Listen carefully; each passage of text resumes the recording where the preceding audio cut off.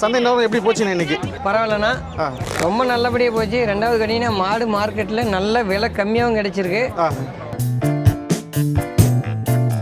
எல்லாம் வீடியோ எப்படி வேணாலும் போடுவாங்க. இன்னொன்று என்ன கேட்டிங்கன்னா மார்க்கெட்டு தான் ரொம்ப ரொம்ப பெஸ்ட்டு. என்ன காரணம்ண்ணே? செலெக்ஷன் பண்ணி எடுக்கலாம். 2000 மாடு வரும். நம்மளுக்கு எந்த மாடு வேணுமோ அந்த மாடு பார்த்து செலெக்ஷன் பண்ணி எடுக்கலாம்ண்ணா.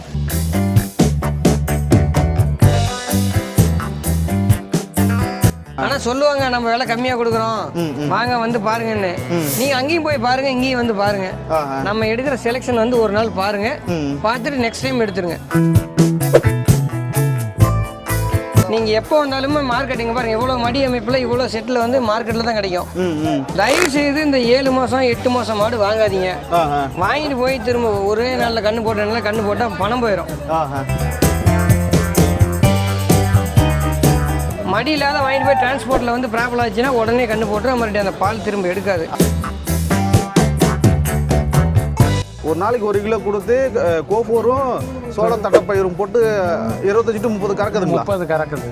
சரியான நேரத்துக்கு சனையெல்லாம் பிடிக்குதுங்களா? கரெக்டாக பிடிக்குது.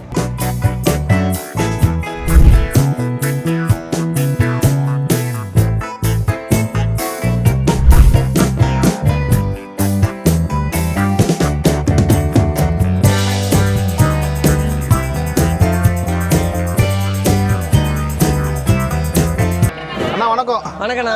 ஈரோடு சந்தையில் இருக்கோம். ஆமாண்ணா. சந்தை நிலவரம் எப்படி போச்சுண்ணே இன்னைக்கு? பரவாயில்லண்ணா, ரொம்ப நல்லபடியாக போச்சு. ரெண்டாவது கட்டினா மாடு மார்க்கெட்டில் நல்ல விலை கம்மியாகவும் கிடைச்சிருக்கு.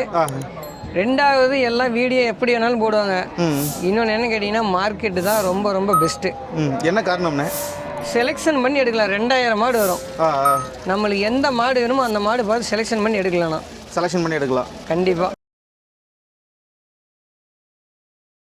விலையெல்லாம் எப்படி இருக்குங்கண்ணே பண்ணைக்கு வாங்குறதுங்க? ஆனால் நீங்கள் வீடுங்களில் போய் வாங்குறத விட ஒரு மாட்டுக்கு 20,000 கம்மியாக இருக்கும்.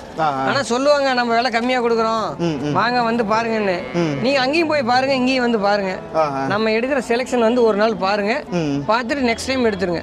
விலை எப்படி இருக்குங்கண்ணா? விலை வந்து கம்மியாக இருக்குமா? எப்படி சொல்கிறாங்க? மார்க்கெட் வந்து விலை கம்மிங்கண்ணா. வீடுகளில் வந்து விலை அதிகம் தானே எப்போவுமே. அவங்க வந்து கால் மேலே கால் போட்டு அவங்க விற்ற வைக்கிறாங்க, இல்லை வச்சுக்கோங்க. மார்க்கெட் வந்தால் விற்கணுங்கிற ஒரு சூழ்நிலைக்கு மட்டும்தான் வருவாங்க. விற்கணும், விற்றுட்டு நம்ம ஏதோ ஒரு வேறு மாடு வாங்கி விற்கலாம் அப்படிங்கிறவங்க வருவாங்க. வீட்டில் அப்படி கிடையாது. யாரோ ஒருத்தர் வந்து வாங்கினதான் ஆச்சு, இல்லைன்னா அதை மாட்டை விலைக்கு சொல்லிட்டு அப்படியே வச்சுட்டு போங்க. ஸோ விற்கலனாலும் அந்த இங்கே வந்து வண்டி இன்னொருத்தர் ரிட்டர்ன் எடுத்துன்னு போகிறதுக்கு கஷ்டப்படுவாங்க இல்லைங்களா? கஷ்டப்படுவாங்க. அதனால வந்து மாடு கொடுக்கணுங்கிற ஒரு எண்ணத்தில் வருவாங்க. அது மட்டும் இல்லாமல் இந்த மாடு விற்றுட்டு உடனே அந்த காசு வச்சுட்டு இன்னொரு மாடு வாங்குவாங்க. வீட்டில் அப்படி கிடையாது. நம்ம போனோம்னா சொல்லுவாங்க ஒரு 80,000 கொடுக்குறேன், 70,000 கொடுக்குறேன், 60,000 கொடுக்குறேன். அதெல்லாம் கிடையாது. நீங்கள் வேணால் போய் பாருங்க, பார்த்துட்டு திரும்ப நீங்கள் இங்கே வந்து பாருங்க, அப்புறமா நீங்கள் வந்து இங்கே எடுத்துக்கீங்க மாடு. சரிங்க. பாலெல்லாம் பால் கறவை மடி செட்டெல்லாம் எப்படி இருக்கும்னே? மாட்டை பாருங்கண்ணா. நீங்கள் வீடுங்களில் போய் ஒரு மாடு இந்த மாதிரி செலெக்ஷன் பண்ணி எடுத்துட்டா நான் நீங்கள் கேட்குற பைசா நான் மாடு கொடுக்குறேன். சரிங்கண்ணா சரிங்கண்ணா.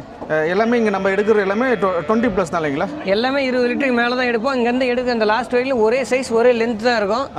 50 மாடு ஒரு மார்க்கெட்டு செலெக்ஷன் பண்ணி 2000 மாட்டில் எடுக்கலாம். நீங்கள் 50 மாட்டில் போய் 2 மாடு 1 மாடு எடுக்கணும்னா அந்த 2 மாடு 1 மாடு தான் நல்லாயிருக்கும். ரெண்டாவது மாடு வந்து இந்த குவாலிட்டி அங்கே கிடைக்காது. வீட்டில் வளர்த்துறவங்க அங்கே பாருங்க, மாடு சைஸ் பாருங்கண்ணா. வீட்டில் வளர்த்துறவங்களே கொண்டு வந்து டைரெக்டாக சேல் பண்ணுவாங்க. அப்படிங்கும் போது நம்மளுக்கு வந்து விலை கம்மியாக எடுக்கலாம். இவங்க வந்து வாங்கிட்டு போயிட்டு திரும்ப நம்ம கட்டி அங்கேருந்து லாபம் கட்டி விற்கிற ஆளும் கிடையாது யாரும். இந்த மாடெல்லாம் பாருங்கண்ணா. இவங்கெல்லாம் காலையில் தான் கண்ணு போட்டாங்க இல்லைங்களா? இப்போ தான் கண்ணு போட்டுருக்காங்க. இந்த மாடு கண்ணு போட்டுருக்காங்க. இந்த மாடு பாருங்க, இது பாருங்க, எப்படி மடி பாருங்க, நல்லா ஹைட்டாக இருக்கு. நீங்கள் எப்போ வந்தாலுமே மார்க்கெட்டிங்க பாருங்க, எவ்வளோ மடி அமைப்பில் இவ்வளோ செட்டில் வந்து மார்க்கெட்டில் தான் கிடைக்கும். தயவு செய்து இந்த 7 மாதம் 8 மாதம் மாடு வாங்காதீங்க. வாங்கிட்டு போய் திரும்ப ஒரே நாளில் கண்ணு போட்டனால கண்ணு போட்டால் பணம் போயிடும். ரெடி மாடு வாங்க, எங்கே வாங்கினாலும் இங்கே வாங்கினா சரி, எங்கே வாங்கினா சரி, ரெடியாக கண்ணு போகிறதுக்கு 1 நாள் 2 நாள் இருக்க மாதிரி வாங்கிக்கோங்க. அப்போ தான் வந்து உங்களுக்கு வந்து கண்டிப்பாக பால் வந்து குறைஞ்சது ஒரு 15 to 20 லிட்டருக்கு மேலே தான் கிடைக்கும். மடி இல்லாத வாங்கிட்டு போய் டிரான்ஸ்போர்ட்டில் வந்து ப்ராப்ளம் ஆச்சுன்னா உடனே கண்ணு போட்டு மறுபடியும் அந்த பால் திரும்ப எடுக்காது. ஆமாண்ணா, இது ஒரு பிரச்சனை இருக்கு இல்லைங்களா? மடியில் வாங்கி போட்டு வண்டியில் போகும்போது டெலிவரி ஆகிடுச்சுன்னா மறுபடியும் பால் வராது. ஆமாண்ணா. ஸோ அந்த இதெல்லாம் பாருங்கள், எல்லாமே பாருங்க, எப்படி பாருங்கள், தரமான மாடு தான் எடுத்திருக்கு.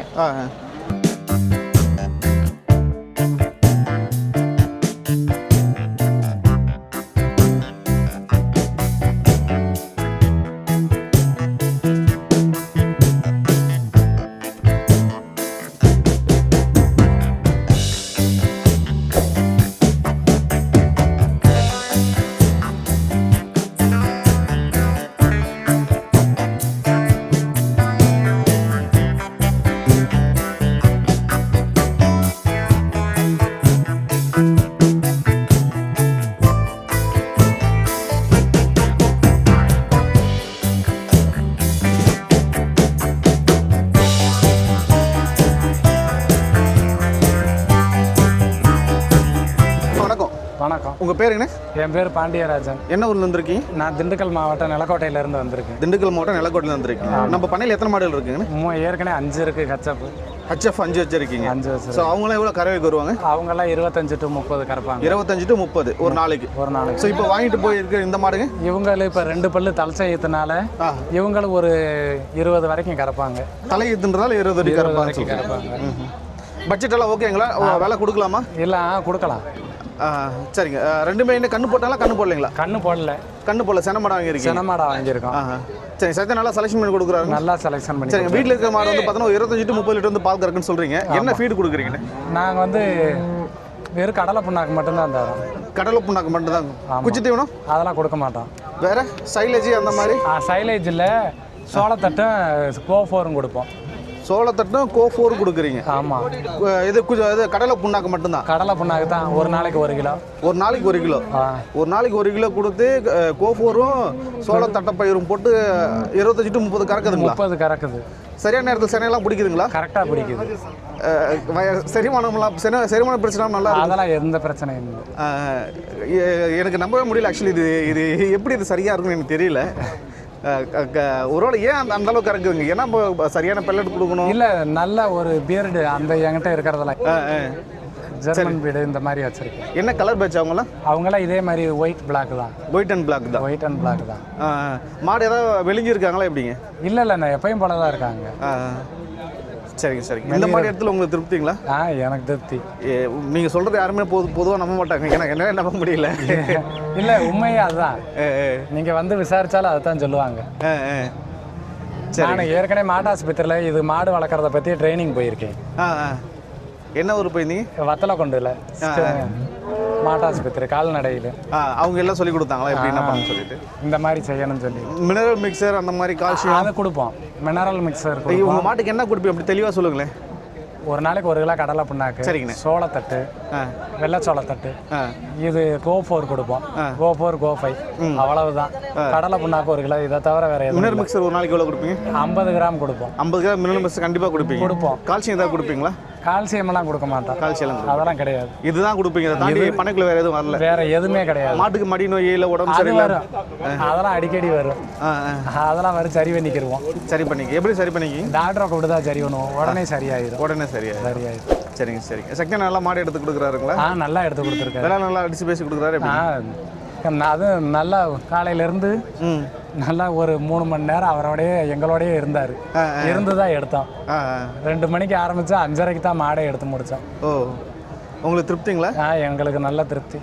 சரி சரி. புதுசாக எடுக்கலாமா? அவர்கிட்ட நல்லா எடுத்து கொடுக்குறாருங்களா? கண்டிப்பாக எடுக்கலாம்.